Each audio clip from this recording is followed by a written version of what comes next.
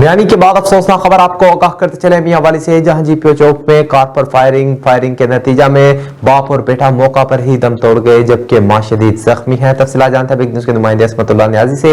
इसमतुल्लाह, आगाह कीजिएगा, क्या तफसीलात हैं आपके पास? जी बिल्कुल, मियां वाली में माह रमजान में भी कत्लों का सिलसिला नहीं थम सका। आज जीपीओ चौक मियां वाली शहर में कत्ल का बदला लेने के लिए मुबैना तौर पर दो मोटरसाइकिलों पर सवारों ने कार पर अंधाधुंध फायरिंग कर दी, जिसकी वजह से बाप बेटा मौका पर जान बहक, जबकि मां और एक और शख्स शदीद जख्मी हो गए। जराये के मुताबिक कुछ अरसा कबल ताजिर के बेटे राना हमाद को शेख बरादरी के एक नौजवान ने जामरा पुल पर ले जाकर कत्ल कर दिया था, जिसके बदला में कातिल के बाप और भाई को कत्ल कर दिया गया है, जबकि मां को शदीद जख्मी कर दिया गया है। वाकये की इत्तला मिलते ही डीपीओ मियां वाली मतीउल्लाह नवानी मौके पर पहुंच गए। नाशों और जख्मियों को डिस्ट्रिक्ट हेडक्वार्टर अस्पताल मियां वाली मुंतकिल कर दिया गया है। आपको बताता चलूं कि गुज़श्ता एक हफ्ता में जिला मियां वाली में मजबूरी तौर पर 7 कत्ल हो चुके हैं और ऐसा लगता है कि डीपीओ अपनी टीम के हमरा बिल्कुल बेबस दिखाई देते हैं।